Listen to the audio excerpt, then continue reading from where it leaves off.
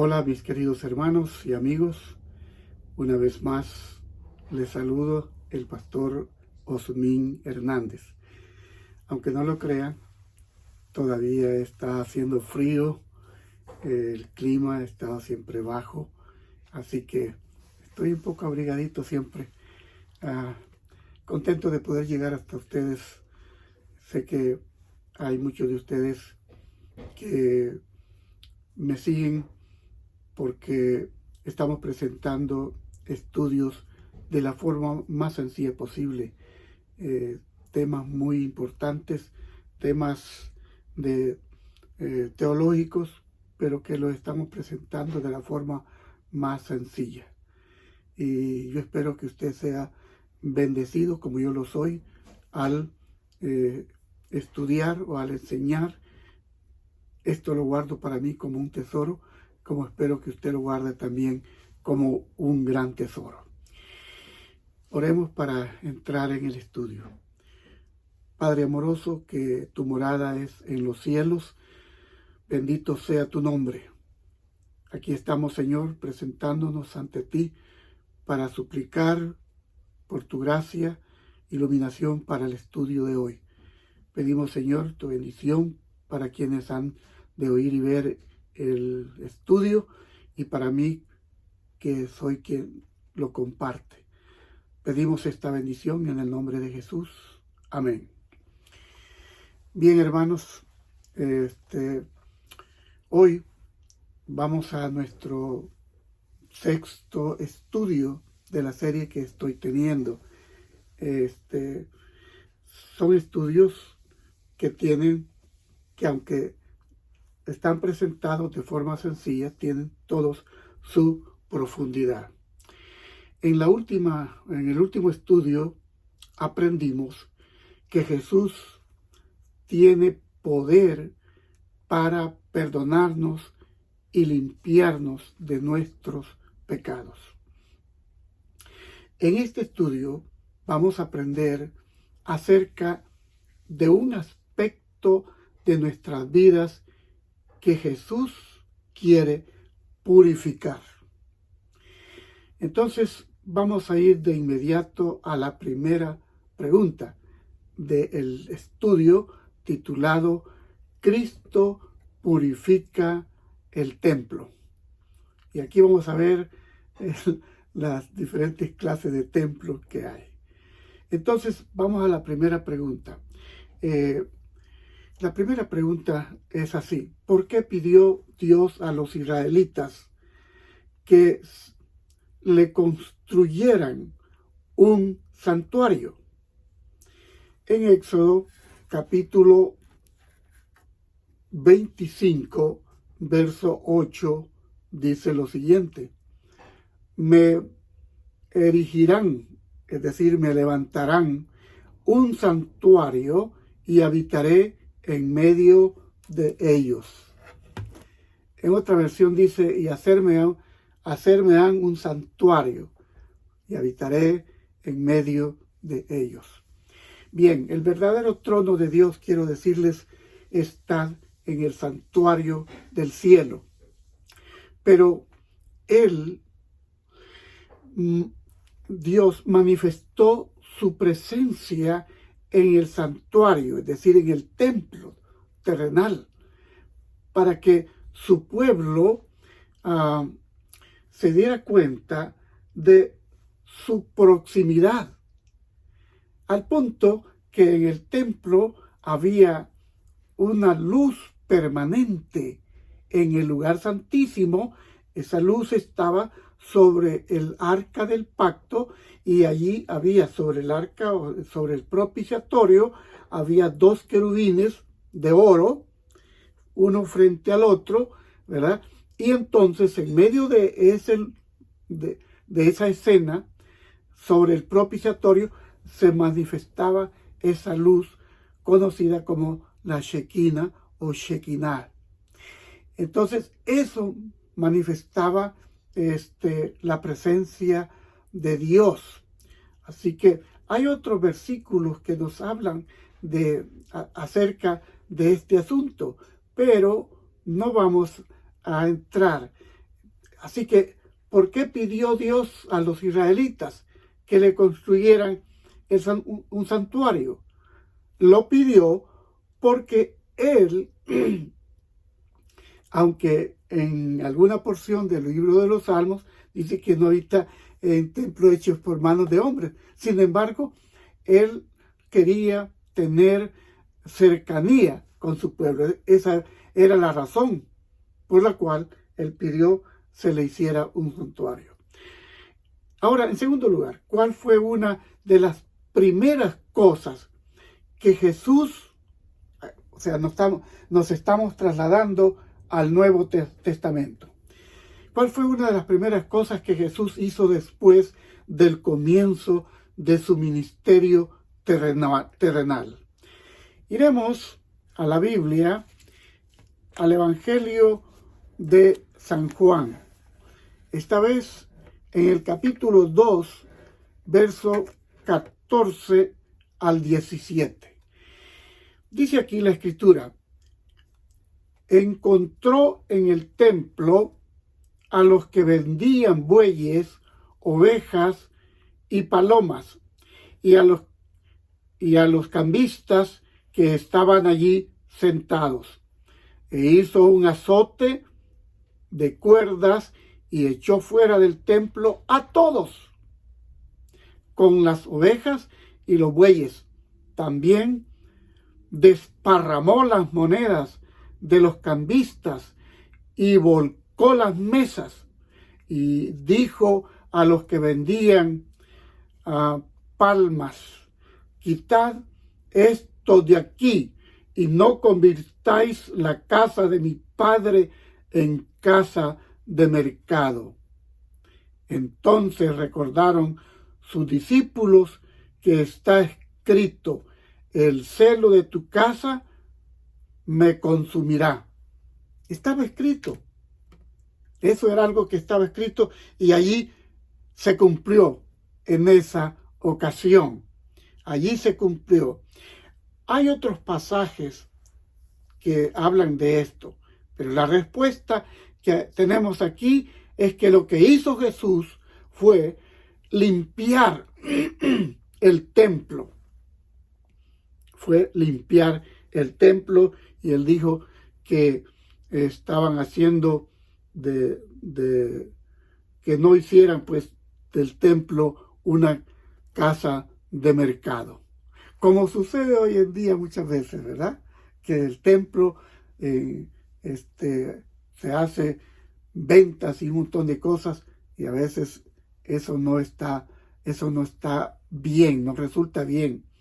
De modo que aquí tenemos una idea de que a Jesús no le gusta que el templo se convierta en una casa de mercado. Al final de su ministerio, Jesús volvió a purificar el templo, porque lo que hemos dicho, eso lo hizo en el mismo comienzo de su ministerio. Pero al final de su ministerio también hizo algo. En el templo. Pero debido a que los dirigentes religiosos y el pueblo rehusaron mantener el templo espiritualmente limpio, Dios lo abandonó y pronto fue destruido. Aunque ese templo ya no existía, ya no existe, mejor dicho, ¿tiene Dios todavía una morada sagrada en la tierra? Porque, ya dije, Dios volvió a limpiar al final del ministerio. Fue cuando Él dijo que habían hecho del templo casa de ladrones. Ahora, Él dice en el Nuevo Testamento que hay un templo. Entonces, ¿qué templo es ahora en el cual Él quiere morar? Vamos siempre en el Nuevo Testamento, en la primera carta de San Pablo a los Corintios, el capítulo 6 y versos 19 y 20. San Pablo dice o escribió: ¿O ignoráis que vuestro cuerpo es templo del Espíritu Santo, el cual está en vosotros, el cual habéis recibido de Dios y que no sois vuestros? Es decir, y que no es de ustedes, es lo que está diciendo. Pues habéis sido comprados por precio. Glorificad pues a Dios en vuestro cuerpo y en vuestro espíritu, los cuales son de Dios. De modo que Dios tiene un templo en el cual quiere morar. Él ha querido morar. Cuando Cristo se manifiesta a esta tierra, es Dios acampando entre el hombre. Por eso cuando dice aquel verbo se hizo carne y habitó entre nosotros, simplemente esto estaba diciendo que Dios vino a acampar a esta tierra. Ahora, Él se fue, pero Él quiere siempre morar en nosotros. Y aquí Pablo lo dice. Hay otras citas que muestran algo más respecto a esto, pero vamos a dejarlo hasta allí.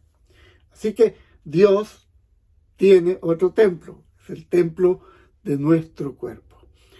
Vamos a una quinta pregunta. ¿Cuál es una de las formas en que Daniel, vamos a irnos al Antiguo Testamento, la forma en que Daniel consideraba que el templo de su cuerpo podía ser profanado? Entonces, vamos al libro de Daniel.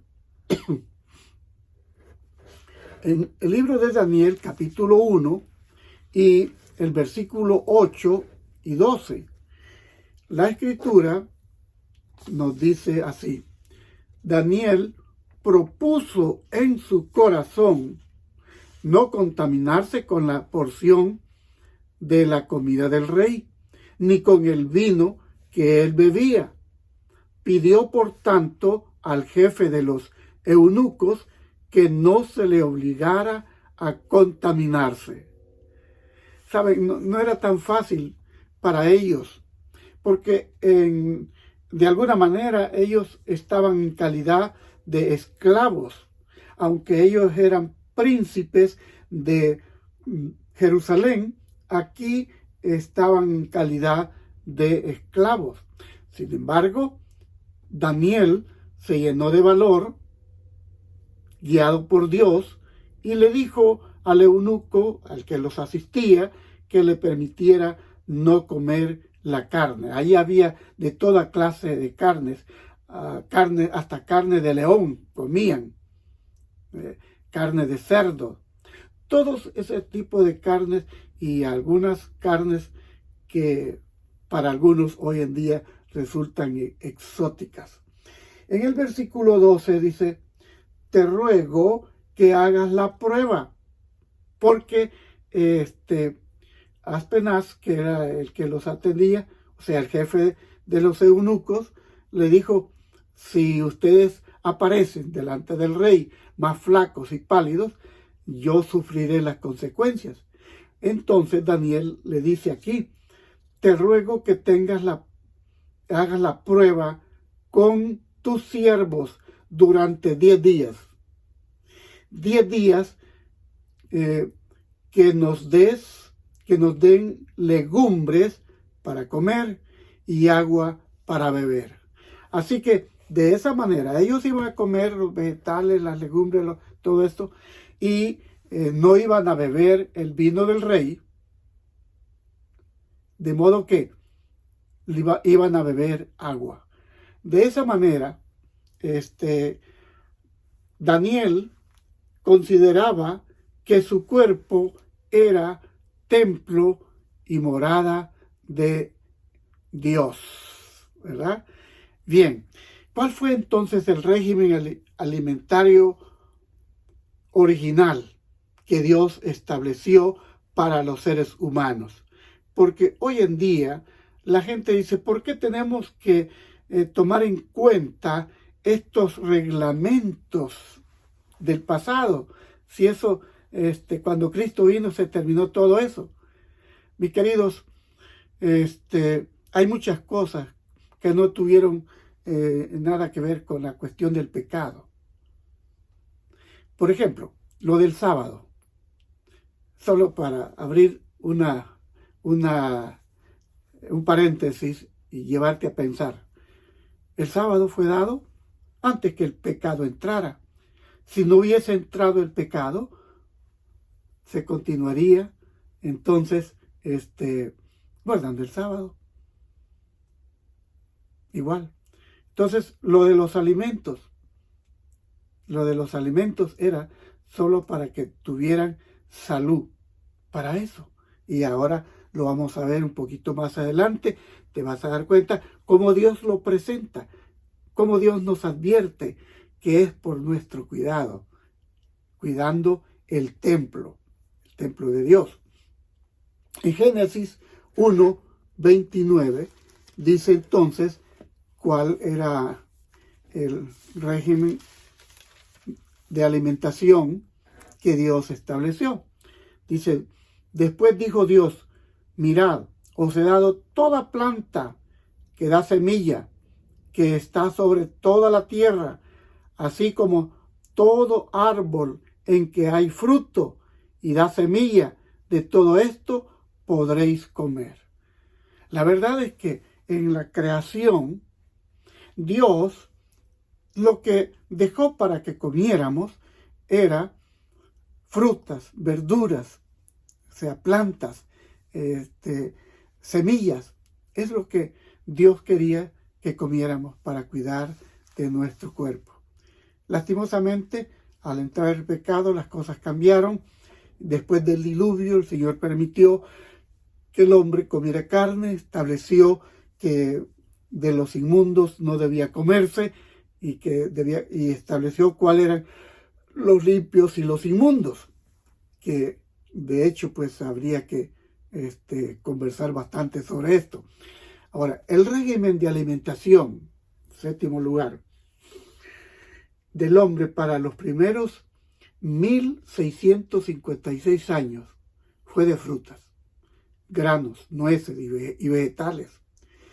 Y el promedio de vida del hombre era de 912 años. ¿Te das cuenta? 912 años. Imagínate Adán, 930. Noé,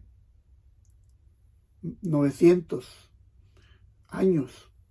Entonces, cuando la vegetación fue destruida por el diluvio, Dios dio permiso para que la gente se alimentara con la carne de ciertos animales.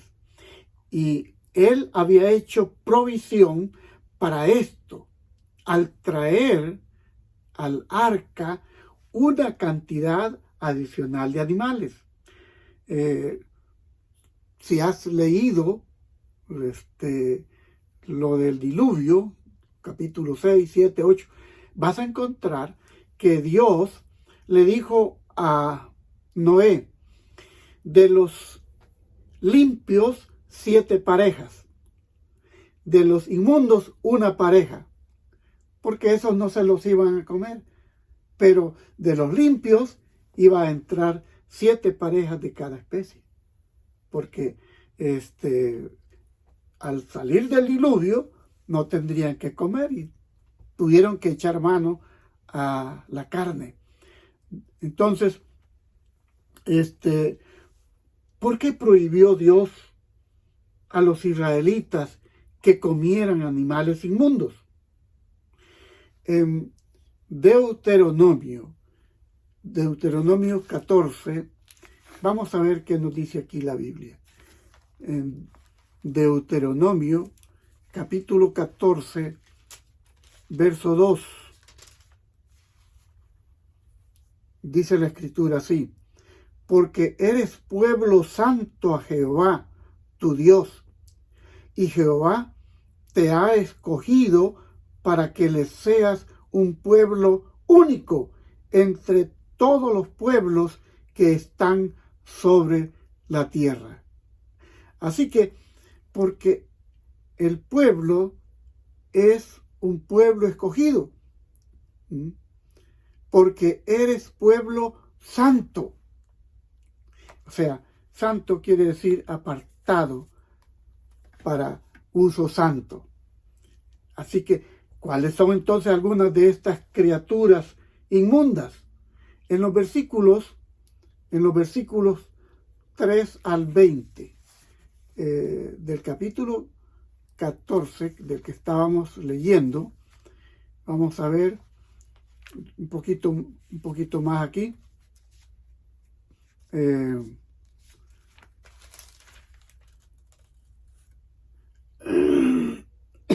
Dice aquí, nada abominable comeréis.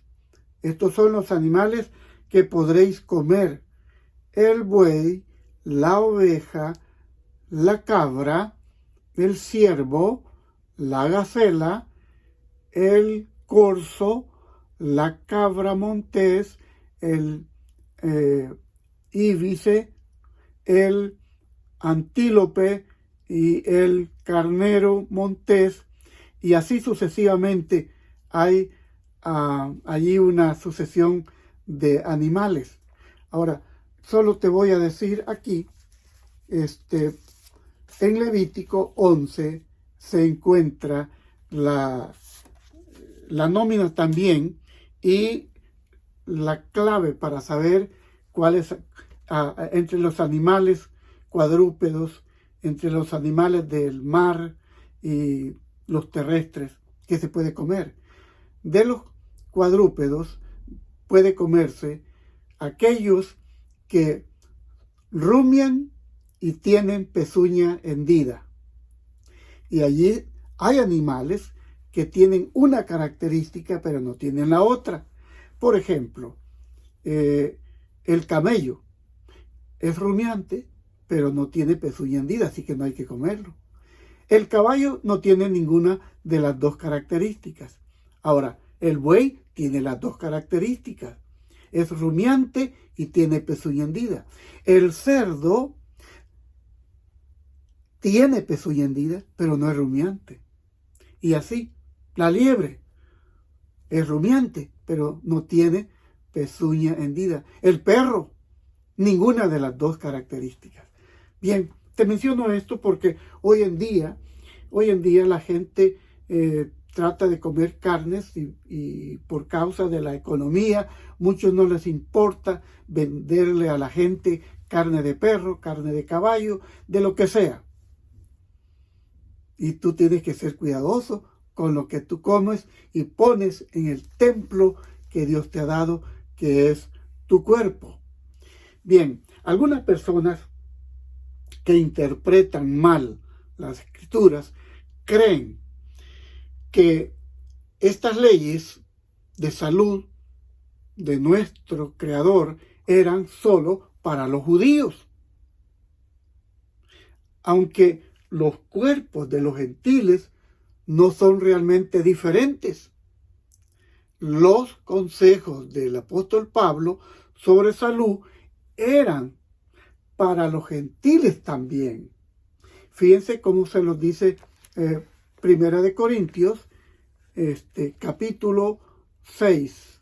Vamos aquí, al Nuevo Testamento.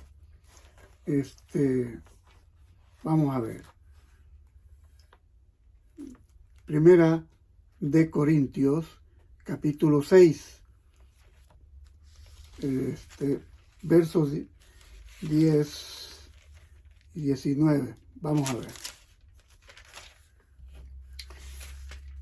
Primera de Corintios 6, 10 y 19. Dice aquí en el 10, ni los ladrones, ni los avaros, ni los borrachos, ni los maldicientes, ni los estafadores heredarán el reino de Dios. Hablando de quienes no heredarán. Porque, y entonces en el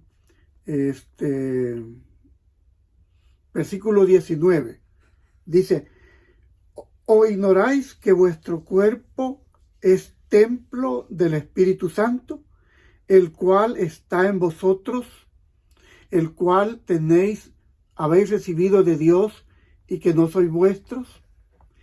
En el capítulo 3, versículo 16, se dice lo mismo. ¿Ve?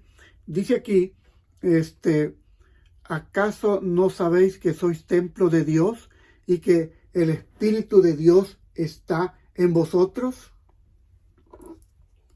Bien, entonces resulta que aquí se nos dice que somos templo del Espíritu Santo. Entonces, ¿cuál es la diferencia del cuerpo del judío y del cuerpo del gentil? Somos seres humanos iguales. Y entonces, en 1 Corintios, capítulo 10, verso 31, la Escritura nos dice, si pues coméis o bebéis o hacéis otra cosa, hacedlo todo para la gloria de Dios.